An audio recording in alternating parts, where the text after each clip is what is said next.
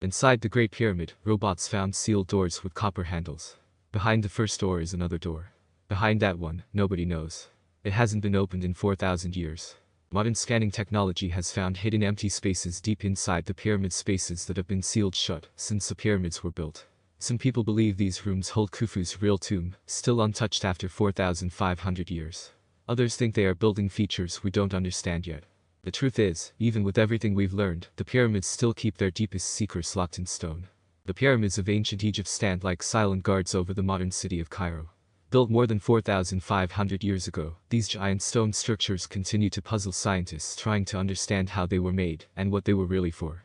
Egypt's hold on human imagination continues because these monuments represent humanity's first attempt to build something that would last forever in stone, massive structures that were bigger than anything built for thousands of years afterward. There's something amazing in recognizing what our ancestors were able to achieve. Yet the pyramid builders left no construction records. No ancient instruction book explains how they measured, cut stone, moved it, and put together these extraordinary buildings. Thousands of years of myths and legends have hidden their real methods and purpose. The only evidence that survives are the pyramids themselves. Scientists must study the stones to discover how these structures were built and to learn who actually built them. The achievements are staggering. The Great Pyramid of Khufu rises 481 feet into the desert sky. It contains 2,300,000 limestone blocks, some weighing as much as 50 tons. The entire structure weighs nearly 6 million tons, the same weight as 16 Empire State Buildings stacked together. For 3,800 years, it remained the tallest building on Earth. Before we step into the shadow of these stone mountains, hit that like button and tell me in the comments where you're listening from, and what mysteries draw you to ancient Egypt. The visuals are here to make the journey better, but they aren't necessary.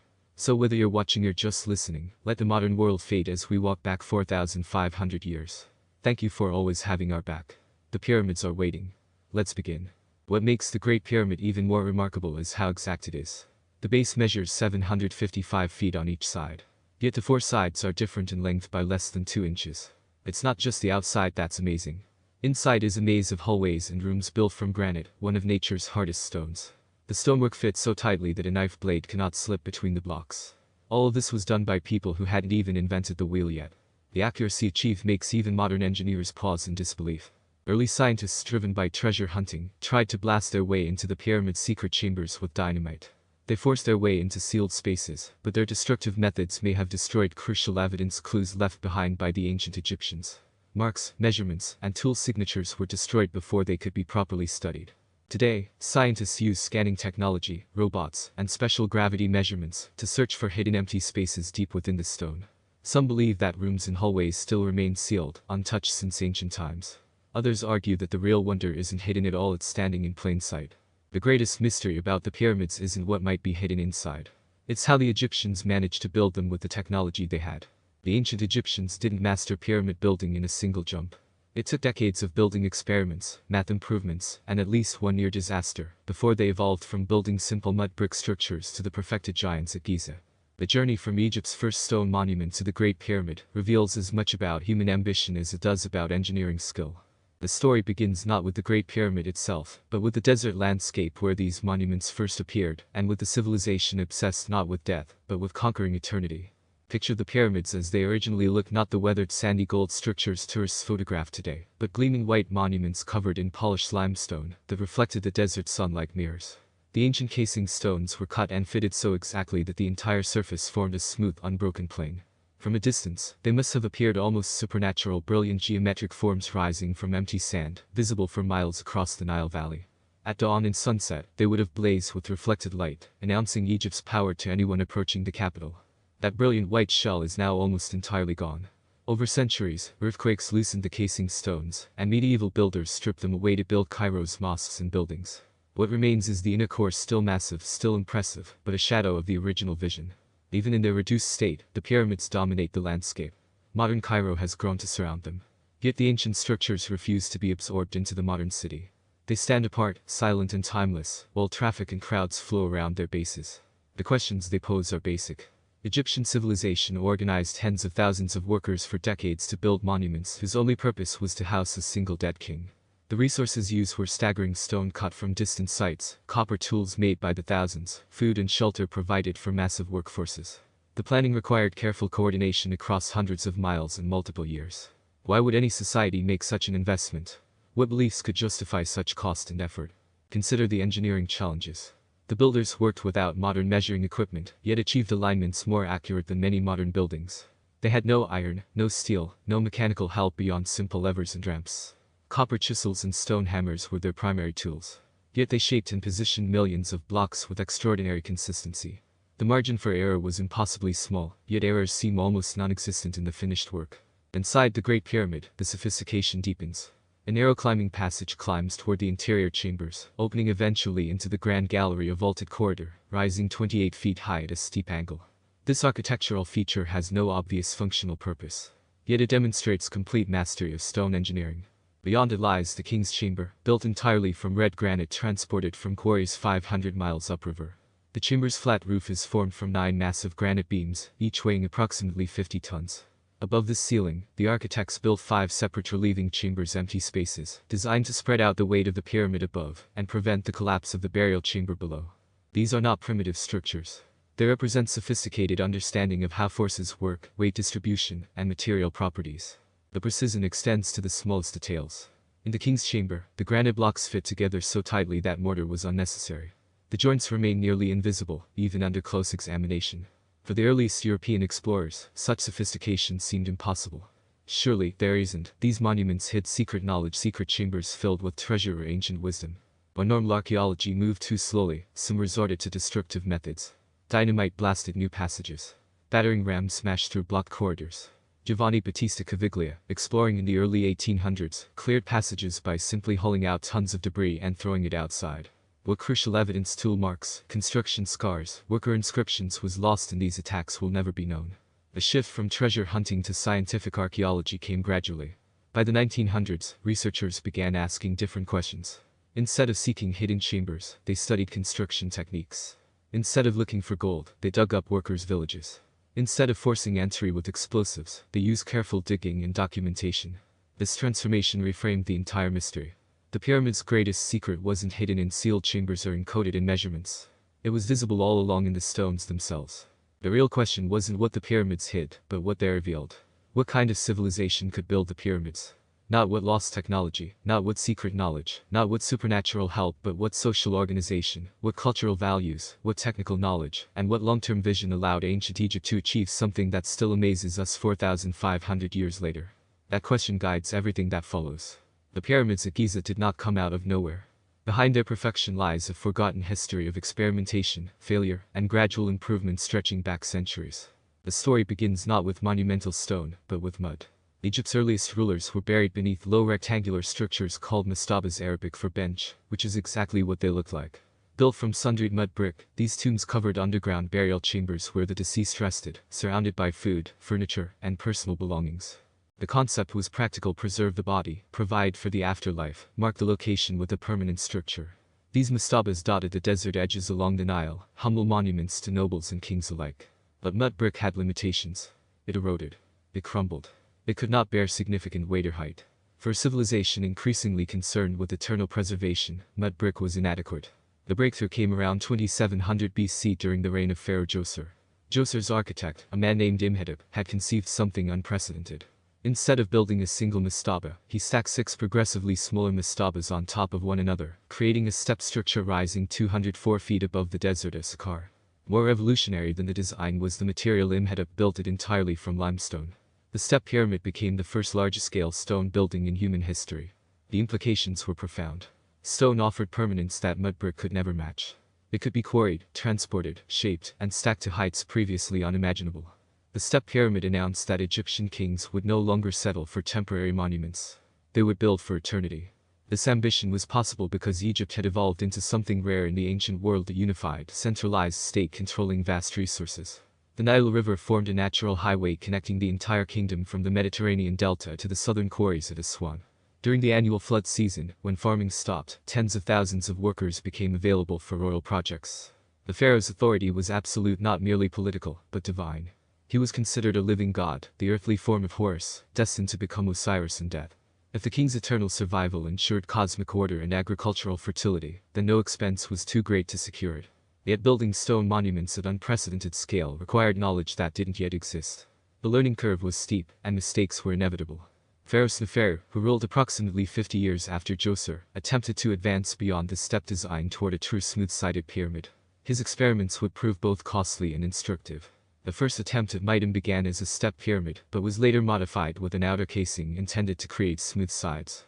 The structure stands today as a ruined tower surrounded by debris, evidence of catastrophic structural failure, though whether this occurred during construction or centuries later remains debated.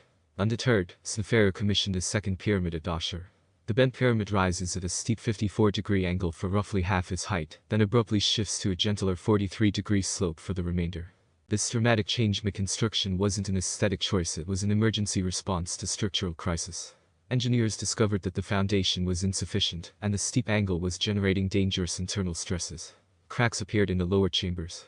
Rather than risk complete collapse, the builders reduced the angle, sacrificing height to ensure stability. The bent pyramid stands as ancient Egypt's most visible admission of failure and its most valuable lesson. The problems were now understood: foundation strength, angle of incline, internal stress distribution, and the relationship between base width and height. Snefer applied these lessons immediately. His third attempt, the Red Pyramid, also at Dahshur, adopted the gentler 43-degree angle from the beginning.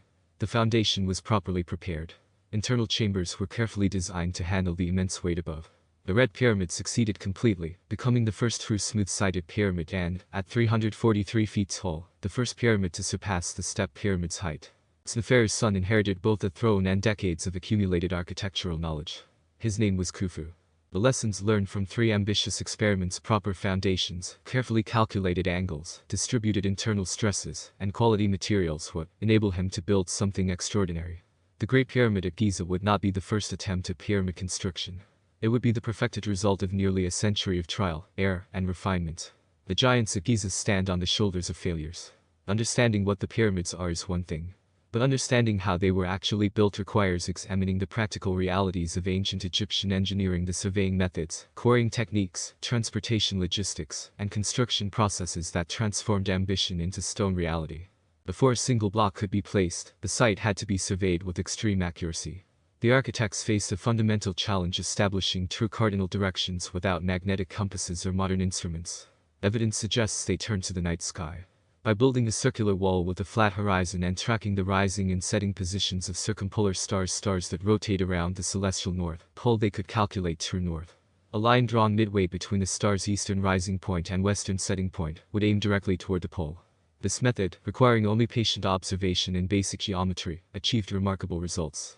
The Great Pyramid's alignment differs from true north by less than 1/20 of a degree. With orientation established, engineers carved a level foundation from the bedrock. They likely used water-filled trenches extending around the pyramid's perimeter. Water naturally seeks its own level, providing a perfect horizontal reference. Workers could chisel the bedrock down until it matched the waterline at every point, ensuring the base sat perfectly flat across its enormous footprint. The stone itself came from multiple sources, each presenting distinct challenges. The bulk of the pyramid, the core blocks, were quarried from limestone beds immediately surrounding the Giza Plateau. These relatively soft stones could be extracted by cutting channels around rectangular sections, then wedging them free from the bedrock. Wooden wedges soaked with water expanded and cracked the stone along natural fault lines. The fine white limestone used for the outer casing came from quarries at Tur across the Nile. This higher quality stone required more careful extraction, but could be polished to a brilliant finish. The most difficult material was granite, sourced from Aswan 500 miles upriver. Granite is among the hardest natural stones, resistant to weathering and nearly impossible to cut with copper tools. Yet the king's chamber and its massive roof beams are built entirely from Aswan granite, requiring the transport of individual blocks weighing up to 50 tons. Transportation relied entirely on the Nile. During the annual flood, when water levels rose and fields disappeared beneath the water, boats could navigate much closer to construction sites. Blocks were loaded onto wooden barges and floated downstream. Reliefs from later periods show dozens of men hauling stone statues on wooden sledges, and similar methods likely moved pyramid blocks from river to construction site. Experiments have shown that wetting the sand in front of sledges dramatically reduces friction, allowing relatively small teams to move surprisingly heavy loads. The tools available were simple but effective when used with skill and patience. Copper chisels, sometimes hardened with small amounts of arsenic, could cut limestone through repeated hammering. For granite, the Egyptians used a different technique: copper saws paired with coarse sand. The sand, harder than granite, acted as the actual cutting agent, while the copper blades simply held and guided it. Evidence of this method survives in the form of saw marks still visible on granite blocks, with coarse particles embedded in the cuts. Shaping blocks to fit required constant measurement and adjustment. Workers use wooden measuring rods marked with standardized units, plumb lines to ensure vertical alignment, and stretch cords to maintain straight edges. For the core blocks buried inside the pyramid, rough shaping was sufficient. But for casing stones, the outer shell that would be visible precision mattered enormously. These blocks were dressed smooth on all visible faces, then fitted so tightly that joints became nearly invisible. The final polishing transformed the pyramid into a gleaming geometric form. The greatest unsolved puzzle involves vertical transport. How did workers raise millions of blocks, some weighing many tons, to heights exceeding 400 feet? No ancient Egyptian text describes the method, and no definitive archaeological evidence survives. Scholars have proposed several possibilities. Straight ramps extending from ground level to the pyramid's peak would have required enormous volumes of mud brick, and would need to grow longer as the pyramid rose, eventually extending thousands of feet across the desert. Zigzag ramps wrapping around the pyramid's sides would be more compact but harder to navigate. Internal spiral ramps tunneling through the pyramid itself would leave less external debris, but require modification of the structure during construction. Some combination of these methods may have been used at different stages. Physical evidence offers few clues. Remains of construction ramps have been found at other pyramid sites, but nothing survives at Giza that definitively answers the question. What's certain is that the method worked, was repeatable, and could be organized efficiently enough to build the entire pyramid within Khufu's reign, likely 20 to 30 years of sustained effort. The pyramids weren't built through secret knowledge or lost technology. They were built through a disciplined process, quality control, and the focused use of simple tools by skilled workers, executing a well-organized plan. Precision came not from advanced instruments, but from patience, repetition, and standards enforced across thousands of individual tasks. For centuries, one assumption about the pyramids remained unchallenged: they were built by slaves. This belief was so deeply embedded in popular consciousness that it seemed obvious. Monuments of such scale, such ambition, such staggering labor investment, surely they required forced labor, masses of captives driven by whips and cruelty. The image persisted through literature, film, and education. It was also completely wrong. The slave narrative has ancient roots. Herodotus, the Greek historian who visited Egypt around 440 BC, more than 2,000 years after the pyramids were built, recorded stories told by Egyptian priests and guides. He claimed that 100,000 men labored in 3-month shifts for 20 years to complete the Great Pyramid.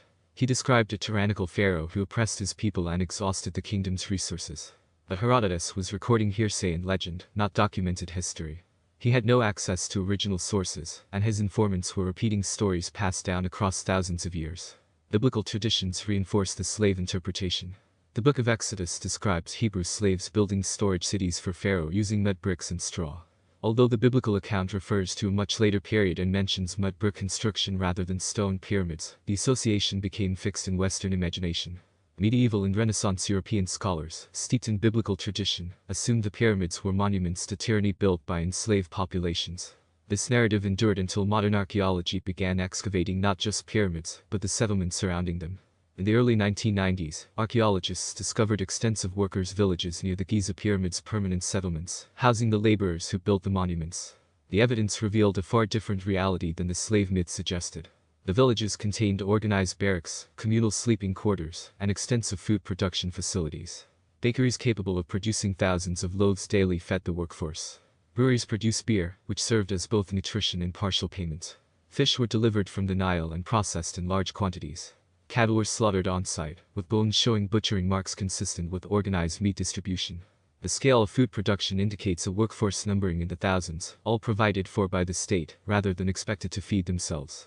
Physical evidence from the workers themselves tells an even more compelling story. Skeletal remains recovered from cemetery sites near the pyramids reveal individuals who performed hard manual labor. Evidence appears in bone thickening, joint stress, and healed fractures. But these skeletons also show something unexpected: medical treatment. Broken bones had been set and splinted, allowing proper healing. Some individuals survived amputations performed with surgical precision. Others show evidence of successful treatment for infections and injuries that would have been fatal without help. The presence of sophisticated medical care fundamentally contradicts the slave hypothesis. Slaves represent disposable labor. When injured, they would simply be replaced. These workers received expensive medical treatment because they were valued. Their skills and experience mattered enough to invest in their recovery and continued service. Nutritional analysis reinforces this conclusion. Isotope studies of bone collagen reveal that pyramid workers consumed meat regularly, a luxury in the ancient world, typically reserved for those of elevated status. Their diet included bread, beer, fish, and beef. They ate better than average Egyptians of the same period. This wasn't the diet of enslaved captives. The organization of labor reveals further complexity. The workforce comprised two distinct categories. Skilled craftsmen, stone cutters, surveyors, engineers, sculptors worked year-round and formed a permanent professional class. Seasonal laborers, drawn from agricultural communities during the flood season when farming was impossible, provided the muscle for hauling and placement. This rotational system allowed the state to mobilize massive numbers without permanently removing workers from agricultural production. Graffiti inscriptions found inside the pyramids identify work gangs by name. These weren't numbers or designations of servitude. They were proud declarations: friends of Khufu, drunkards of Menker, vigorous gang. The name suggests camaraderie, competition between teams, and identification with the royal project. Workers marked their contributions to specific sections, leaving a permanent record of their participation in something monumental. Perhaps most revealing are the tombs. Workers were buried in cemeteries adjacent to the pyramids they built, a location of tremendous significance.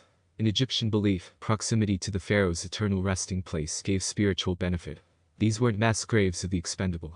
There were individual burials with grave goods, inscriptions, and modest offerings. Some tombs belonged to overseers and administrators, but many were for ordinary laborers.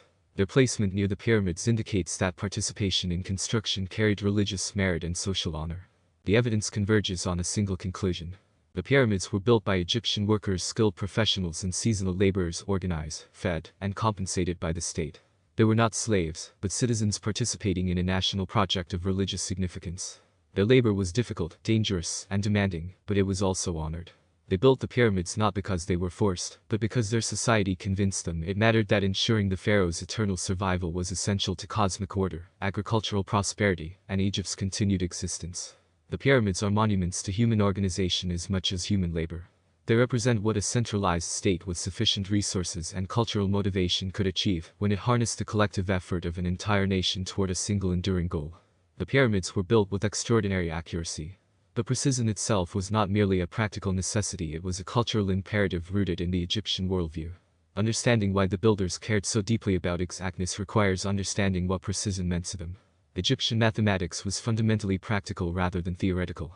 Surviving papyri reveal methods for calculating areas, volumes, and proportions, knowledge essential for surveying fields, measuring grain stores, and planning construction projects.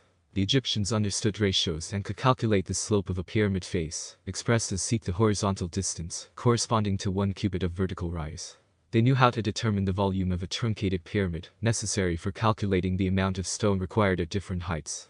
The geometry was applied, not abstract, developed to solve real problems in agriculture, taxation, and monumental building. The precision achieved at Giza reflects this mathematical foundation applied with obsessive consistency. Consider what the numbers actually mean. The Great Pyramid's base covers 13 acres. Its 4 sides, each measuring over 700 feet, differ in length by less than 2 inches.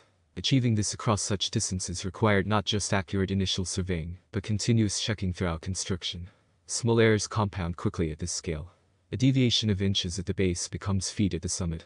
Yet the apex would have met nearly perfectly above the center point had it survived intact. The preparation of the bedrock foundation demonstrates this commitment to exactness. Engineers didn't simply clear the sand and build on relatively flat stone, they carved the bedrock into a level platform, removing high points and filling depressions. The effort invested in this foundation work reveals an understanding that everything built upon it depended on this initial precision. A tilted base compromised the entire structure's stability and geometry. Stone fitting reached its highest expression in the interior chambers. The granite blocks forming the king's chamber walls and floor were dressed so accurately that joints remained nearly invisible without close inspection. The chamber's dimensions hold precise ratios. The length is exactly twice the width, and the height relates to both in calculated proportion. This wasn't decorative finish work hidden from view. It was structural masonry executed to standards that seem excessive for purely functional purposes. Archaeological evidence reveals systematic quality control throughout the construction process. Stone blocks bear red ochre markings, hieratic numerals, and symbols indicating quarry location, destination, and work gang responsible. These marks served as tracking systems, ensuring blocks reached their intended positions and allowing accountability for quality. Inspectors examined dressed stones for defects. Blocks showing cracks, improper angles, or inadequate smoothing were ejected or reworked. High points on fitted surfaces were marked and chiseled down until proper contact was achieved. The casing stones that once covered the pyramid's exterior received the most intensive finishing. After placement, workers dressed the outer surface smooth, working from top to bottom, so debris fell away from completed sections. The final polishing transformed each face into a continuous geometric plane. This obsessive attention to surface perfection served no structural purpose. The pyramid would stand regardless of whether the exterior was polished. Yet thousands of hours were invested in creating flawless surfaces. This dedication to precision extended beyond mere craftsmanship. It reflected Mad, the Egyptian concept of cosmic order, balance, and harmony. Mad governed everything from the Nile's flood cycle to the movements of celestial bodies to the proper conduct of daily life. The pharaoh's primary duty was maintaining Mad, ensuring that cosmic order prevailed over chaos. The precision of the pyramids embodied this principle in stone. An imperfect pyramid would be more than an engineering failure, it would represent a failure to manifest divine order in physical form. The monument's geometric perfection symbolized the eternal, unchanging order that underpinned Egyptian cosmology. Crooked walls, uneven surfaces, or misaligned orientations would introduce chaos into a structure meant to transcend time. The pyramid's perfection wasn't optional, it was theologically essential. This explains why workers invested extraordinary effort in achieving accuracy that exceeded practical necessity. The alignment with cardinal directions connected the monument to cosmic geometry. The mathematical proportions embedded sacred ratios into the structure. The surface perfection eliminated irregularity and disorder. Every precisely fitted block, every carefully aligned passage, every polished surface contributed to manifesting Mad in permanent form. The Egyptians possessed the mathematical knowledge to calculate what precision required, and the organizational discipline to enforce standards across thousands of workers and millions of blocks. But knowledge and organization alone don't explain the pyramids. What drove the achievement was cultural conviction that precision itself carried profound meaning, that building according to divine order was as important as building large or building high. The pyramids aren't just precisely built. They're monuments to the idea that precision matters, that order must be imposed on stone, just as it must be maintained in the cosmos. The care invested in measurements, angles, and surface finish reveals a civilization that saw geometry not as mere technique, but as sacred practice. The builders weren't simply constructing a tomb, they were creating a physical expression of eternal order, a structure where every stone testified to humanity's capacity to mirror the perfection of the divine. The pyramids were not merely tombs. They were engines of transformation, architectural systems designed to convert a dead king into an eternal divine being. To understand why Egypt committed such resources to these monuments requires understanding Egyptian beliefs about death, the soul, and what happened when a pharaoh died. The Egyptians conceived of the human soul as multiple interconnected elements, each with distinct properties and destinies. The Ka represented life force, the vital energy that animated the body during life and required sustenance after death. The Ba was personality and individual identity, often depicted as a human-headed bird capable of moving between the tomb and the world of the living. The Ak was the transformed, enlightened spirit, the state achieved after successful passage through death and judgment, when the deceased became an effective being capable of dwelling among the stars.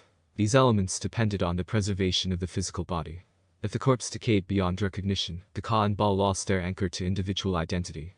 This belief drove the development of mummification and the construction of secure permanent tombs. The body needed protection not for sentimental reasons, but for functional ones. It served as the vessel through which the soul could continue to exist. For ordinary Egyptians, achieving successful afterlife required proper burial and funerary rituals. For the pharaoh, the stakes were immeasurably higher. Egyptian kingship was not merely political authority, it was cosmic responsibility. The pharaoh served as the living embodiment of Horus, maintaining the boundary between order and chaos, ensuring the Nile flooded on schedule, mediating between humanity and the divine realm. His death represented a crisis of cosmic proportions. The entire nation depended on the pharaoh's successful transition to the afterlife. If his transformation failed, if he did not successfully become one with Osiris and join the eternal gods, the consequences would ripple through the natural world. Crops might fail, the flood might not come, enemies might invade. The king's death had to be managed with absolute precision to ensure his resurrection and continued divine function. The pyramid was the instrument of that transformation. Its design encoded religious knowledge about the journey the dead king's soul would undertake. The oldest surviving religious texts in human history, the pyramid texts, were carved inside the burial chambers of later pyramids, offering crucial insight into this process. These inscriptions, dating to around 2300 BC, contain hundreds of spells, incantations, and instructions intended to guide and protect the deceased pharaoh. The texts describe the king's ascent to the sky, his identification with Osiris, his transformation into a star. They invoke protective deities, recite formulas for passing through barriers, and declare the king's divine nature. Some passages describe him climbing a celestial ladder. Others speak of him flying as a bird or sailing across the sky in the solar boat alongside Ra, the sun god. The spells weren't metaphorical, they were practical instructions for navigating the afterlife, written directly onto the walls surrounding the king's body. The pyramid's architecture reinforced this spiritual technology. Passages sloped upward, directing movement toward the heavens. The king's chamber sat at the structure's heart, elevated above ground level, surrounded by protective stone. Narrow shafts extended from the chamber at precise angles, pointing towards specific stars: Orion in the south, associated with Osiris, and the circumpolar stars in the north, representing eternal life because they never set below the horizon. These weren't ventilation shafts, they were passageways for the soul, architectural conduits connecting the burial chamber to celestial destinations. The pyramid shape itself held symbolic power. The sloping sides resembled the rays of the sun breaking through clouds, a common sight in the Egyptian desert. The structure became a physical representation of descending sunlight, a permanent ramp connecting earth to sky. The pharaoh, enclosed within, could ascend these stone rays to join the sun god in his daily journey across the heavens. Ensuring the king's successful transformation required extensive logistical preparation.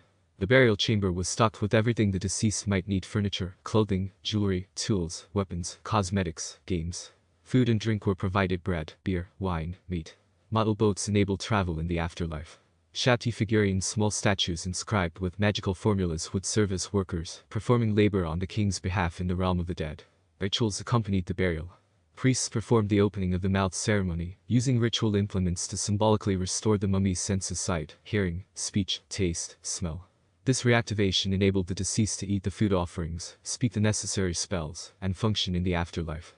Regular offerings were presented at mortuary temples adjacent to the pyramids, where priests maintained eternal service, providing sustenance for the ka. The pyramid complex functioned as a complete system. The pyramid itself, protecting and housing the body. The mortuary temple, providing offerings and ritual space. The valley temple, serving as the entry point where the king's mummified body first arrived. The causeway, connecting these elements into an integrated whole. Every component served the singular purpose of ensuring the pharaoh's eternal survival and divine transformation. This wasn't superstition or primitive fear of death. It was sophisticated theology translated into architectural form. The Egyptians believed the universe operated according to divine principles, that death was a transition rather than an ending, and that the pharaoh's successful navigation of that transition was essential to national survival. The pyramid embodied these beliefs in the most permanent medium available: millions of tons of stone, arranged with mathematical precision, to serve as a bridge between mortality and eternity. The monuments were expensive because the stakes were existential. The pyramids didn't merely house dead kings, they transformed them into gods. The night sky over ancient Egypt was dramatically different from what modern city dwellers experience. Without artificial light, the desert darkness revealed thousands of stars, their patterns and movements dominating the nighttime landscape. For the Egyptians, the sky was not empty space, but a realm populated by gods, where celestial events directly influenced earthly affairs. Their astronomical knowledge was both practical and religious, a blend of careful observation and mythological interpretation that shaped how they understood time, divine power, and the afterlife.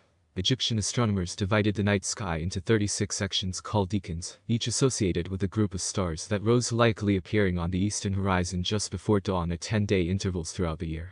This system created a stellar calendar that tracked seasonal progression independent of the lunar months. The decans appeared in tomb ceilings and coffin lids, serving as celestial maps to guide the deceased through the night sky. Among all celestial bodies, two held particular significance. Sirius, the brightest star visible from Egypt, appeared on the eastern horizon in mid-July after a 70-day period of invisibility. Its heliacal rising coincided with the Nile's annual flood, the event upon which Egyptian agriculture and civilization depended.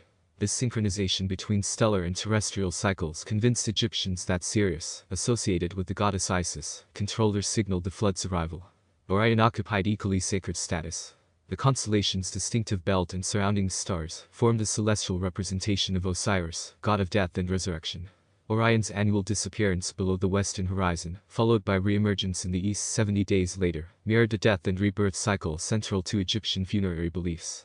The constellation's journey through the underworld and return to visibility provided a cosmic model for the king's own hepet for resurrection. The pyramids engaged with the celestial landscape in ways both documented and debated. The cardinal alignment achieved at Giza demonstrates deliberate astronomical observation, but the precision raises questions about intention. Did the builders merely seek accurate orientation, or were specific stellar targets embedded in the design? Evidence exists for deliberate stellar alignment beyond simple cardinal directions. The narrow shafts extending from chambers inside the Great Pyramid were long assumed to be ventilation systems, but their steep angles and small dimensions make this interpretation problematic. In the 1960s, astronomer Virginia Trimble calculated that during the pyramid's construction period, the southern shaft from the king's chamber pointed directly at Orion's belt as it crossed the meridian, the highest point in its nightly arc. The northern shaft aimed at the circumpolar stars that never set, representing eternal existence. The shafts from the Queen's chamber, located lower in the pyramid, targeted different celestial destinations. The southern shaft aligned with Sirius at its meridian crossing. The northern shaft pointed toward Kochab, part of the constellation that ancient Egyptians associated with the imperishable stars circling the celestial pole. If these alignments were intentional, the pyramid becomes an astronomical instrument, encoding specific stellar destinations for the pharaoh's soul. Controversy intensifies with broader correlational claims. In the early 1990s, Robert Bauval proposed the Orion correlation theory, arguing that the three Giza pyramids were positioned to mirror the three stars of Orion's belt on the ground. The size relationship between the pyramids roughly matches the brightness relationship of the stars. The slight offset of the third, smallest pyramid from perfect diagonal alignment, corresponds to the similar offset of Mintaka, the faintest star in the belt, from a straight line with the other two. Bauval extended the theory further, suggesting the Nile represented the Milky Way, and that other pyramid sites corresponded to additional stars in the Orion constellation. The theory proposes that Giza was designed as a terrestrial map of the sky, turning the entire Nile Valley into a reflection of celestial geography. Scholarly response has been mixed. Critics point out that Orion's belt contains 3 stars, and 3 pyramids exist at multiple sites in Egypt. Finding 3 structures in rough alignment is not statistically remarkable. The precision claimed for the correlation diminishes when examined closely. The angles don't match exactly, and the scale relationship is approximate rather than precise. Some archaeologists argue that seeing intentional patterns in pyramid placement reads modern astronomical knowledge back into ancient culture, without supporting textual evidence. Defenders of stellar correlation note that Egyptian religious texts explicitly identified the pharaoh with Orion, and describe his ascent to the stars. The pyramid texts themselves reference stellar destinations in cosmic geography. Given Egypt's documented astronomical sophistication and the religious importance of Orion, dismissing any intentional stellar correlation seems equally presumptuous. The question becomes not whether the Egyptians thought about stars when building pyramids. They clearly did, but how precisely those thoughts were encoded in stone. The debate reveals a fundamental challenge in interpreting ancient monuments. Some architectural features are demonstrably intentional: the cardinal alignment, the upward-sloping passages, the careful chamber construction. Others fall into interpretive territory, where evidence is suggestive but not conclusive. The star shafts clearly aim somewhere. Their precise angles required deliberate calculation. Whether those angles targeted specific stars or simply pointed generally skyward remains contested. This ambiguity is itself revealing. The Egyptians left no architect's blueprint explaining what they intended. The structures were built for religious purposes that may have included layers of symbolism, not meant to be obvious or explicit. Some meanings might have been known only to priests and architects, others might have been considered self-evident to anyone raised within Egyptian cosmological beliefs. What remains certain is that the pyramids were built by a civilization deeply engaged with astronomical observation, one that saw celestial movements as manifestations of divine order. The monuments incorporated that cosmic awareness in their orientation, internal design, and symbolic purpose. Whether every architectural detail carries encoded astronomical meaning, or whether some alignments are coincidental products of other design priorities, may ultimately be unanswerable. The stars mattered to the pyramid builders. The monuments point to the sky. How precisely that pointing was calibrated, and which specific celestial targets were intended, remains written in stone we're still learning to read. For over 4,000 years, the pyramids kept their secrets through sheer mass and durability. Early explorers could blast through passages, but they couldn't see through solid stone. The chambers they discovered represented only what could be reached by following existing corridors or breaking through walls. If additional spaces existed, isolated within millions of tons of limestone, they would remain invisible and inaccessible. That limitation no longer exists. 21st century technology allows researchers to examine pyramid interiors without drilling, excavating, or causing damage. The methods sound like science fiction, but rest on solid physics: robots small enough to navigate ancient shafts, sensors that detect minute variations in gravitational pull, and subatomic particles that penetrate stone like X-rays passing through human tissue. The first breakthrough came from robotics. In 2002, engineers developed a small tracked robot capable of climbing the narrow shafts extending from the Queen's Chamber in the Great Pyramid. These passages, only 8 inches square, had remained unexplored for thousands of years after initial investigations in the 1800s were forced to stop at blockages. The robot, equipped with fiber optic cameras and lighting, slowly ascended the southern shaft. After 65 meters of travel, it encountered what had halted earlier explorations: the limestone block fitted with 2 corroded copper handles. The door, if that's what it was, had been sealed since the pyramid's construction.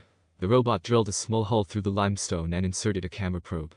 The images transmitted back showed not an open chamber, but another sealed stone slab approximately 2 feet beyond the first, this one without copper fittings. Whatever lay beyond remained hidden. The northern shaft from the Queen's Chamber produced similar results: another blockage, another sealed stone. The shafts clearly led somewhere, carefully constructed at precise angles through the pyramid's core, but their ultimate destination and purpose remained concealed. The presence of copper handles on the first doors suggested they were meant to be moved, but by whom, when, and from which side. While robots explored accessible passages, other technologies probed the pyramid's entire volume. Microgravimetry measures minute variations in gravitational pull caused by density differences in stone. Empty chambers, filled with air, exert less gravitational force than solid limestone. By taking precise measurements at multiple locations around and inside the pyramid, scientists can detect anomalies suggesting voids. Surveys conducted over several years identified multiple density variations. Some corresponded to known chambers and passages, confirming the method's accuracy. Others appeared where no internal spaces had been previously documented. The largest anomaly appeared above the Grand Gallery region, showing significantly lower density than solid stone would produce. The void, if it exists, might be a deliberately created chamber, an architectural feature like the relieving chambers above the King's Chamber, or simply an area where limestone blocks were less densely packed during construction. The most dramatic technological advance came from particle physics. Mu and subatomic particles created when cosmic rays strike Earth's atmosphere rain down constantly from space. They pass through solid matter, but their paths are deflected by stone. By placing detectors inside the pyramid and tracking particles arriving from different directions, scientists can map internal density variations across the entire structure. In 2017, the Scan Pyramids project announced detection of a substantial void above the Grand Gallery, approximately 100 feet long, with a cross-section similar to the Grand Gallery itself. The void appeared consistently across multiple detection methods and viewing angles, ruling out instrumentation error.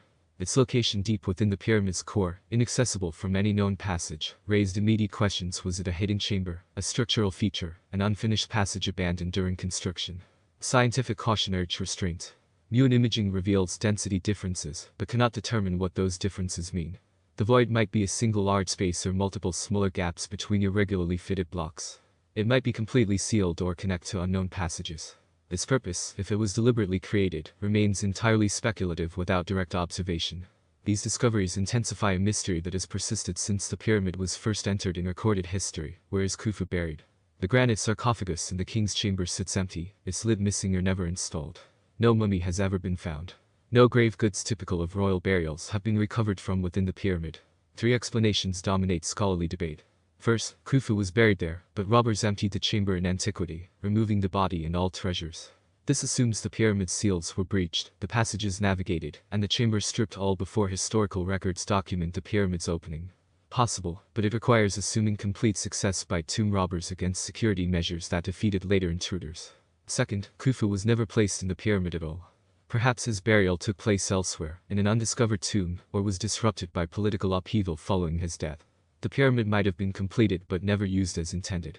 This would explain the empty sarcophagus, but seems implausible given the enormous investment in construction. Third, Khufu's burial chamber remains hidden.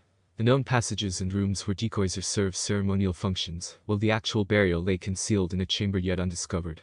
The voids detected by Mu scanning, the sealed shafts, the density anomalies all, might preserve the untouched tomb of Egypt's most ambitious pharaoh. Each theory has proponents and critics. Resolution requires either finding definitive evidence of ancient robbery, locating an external tomb, or discovering the hidden burial chamber. Technology now exists to detect concealed spaces, but technology alone cannot answer the question. This leads to a dilemma confronting modern archaeology. Should the pyramid be explored more invasively, using drilling or excavation to investigate the detected voids? Or should it be preserved intact, with mysteries unsolved, but the monument undamaged? Every intervention risks destroying irreplaceable evidence or causing structural harm.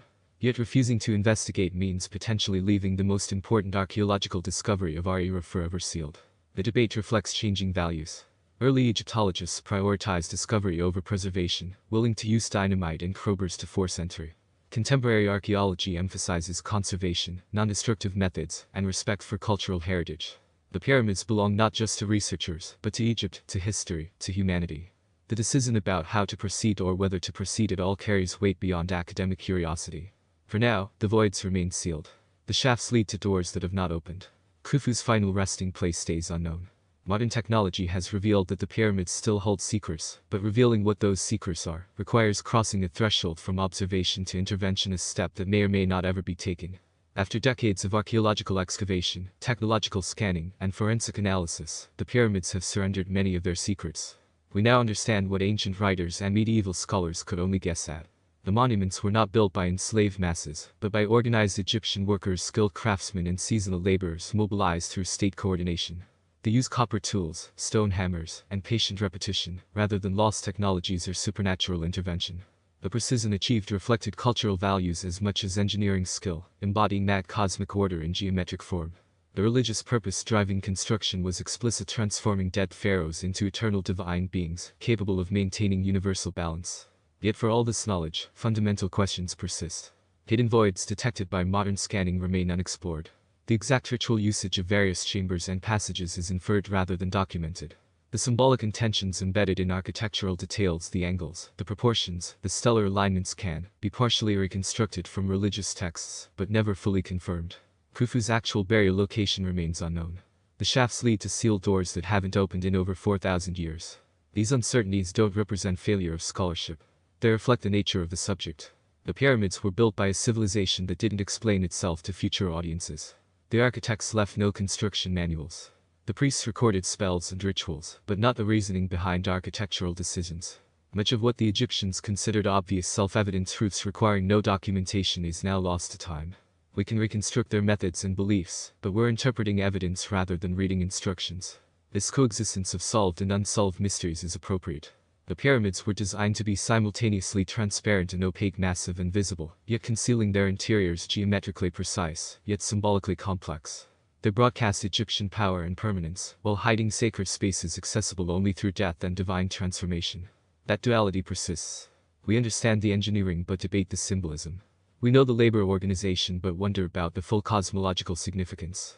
What has become undeniable is that the pyramids represent human achievement rather than divine mystery. They weren't bestowed by gods or built by vanished supercivilizations. They emerged from sustained collective effort guided by long-term vision. Tens of thousands of Egyptians spent decades hulling stone, shaping blocks, surveying alignments, and maintaining quality standards, all coordinated by a centralized state, capable of mobilizing resources across hundreds of miles and multiple generations. The monuments testify to what organized human societies can accomplish when they commit fully to a goal they consider sacred. This reframing transforms how we view the achievement. The pyramids become more impressive, not less, when understood as human creations. A structure granted by supernatural intervention requires no explanation. A structure built by people working with limited tools according to ambitious plans demands recognition of remarkable organizational capacity, technical skill, and cultural conviction. The willingness to invest such enormous effort in ensuring a dead king's eternal survival reveals how deeply Egyptian civilization believed their cosmological understanding, how convinced they were that the pharaoh's transformation secured their collective survival. The pyramids influenced subsequent architecture across centuries. Roman emperors commissioned pyramid tombs. Medieval Islamic scholars studied their geometry. Renaissance Europeans sought mystical knowledge in their proportions. Modern engineering references them as benchmarks of ancient capability. They've inspired countless imitations and been invoked as evidence for theories ranging from the plausible to the absurd. This enduring fascination stems from their successful achievement of the original goal: they created permanence. Most ancient monuments have crumbled or been dismantled. Cities have risen and fallen. Empires have collapsed into archaeological layers. Languages have died. Religious systems have been forgotten. But the pyramids remain standing, massive and undeniable, still dominating the desert horizon after 4,500 years. They've outlasted the civilization that built them by thousands of years. Egypt's pyramids predate Rome's founding by as much time as we are removed from Rome's fall. The Egyptians were obsessed with eternity, not because they feared death, but because they sought to transcend it. They believed that with proper preparation, precise ritual, and adequate protection, death could be transformed into eternal existence. The pyramids embodied that belief in the most permanent form available: millions of tons of stone, arranged to resist time itself. They succeeded. The kings they housed may have vanished, but the monuments remain. The religious system that justified their construction has long since dissolved, but the structures still stand. The civilization that built them is gone, but their greatest achievement endures. An Arab proverb, attributed to various sources across centuries, captures this triumph: man fears time, but time fears the pyramids. Everything else humanity has created will eventually return to dust. But the pyramids may outlast everything: our cities, our technologies, perhaps even our species. They are monuments not just to dead pharaohs, but to the human desire to build something that will never end. They are, in the truest sense, eternal.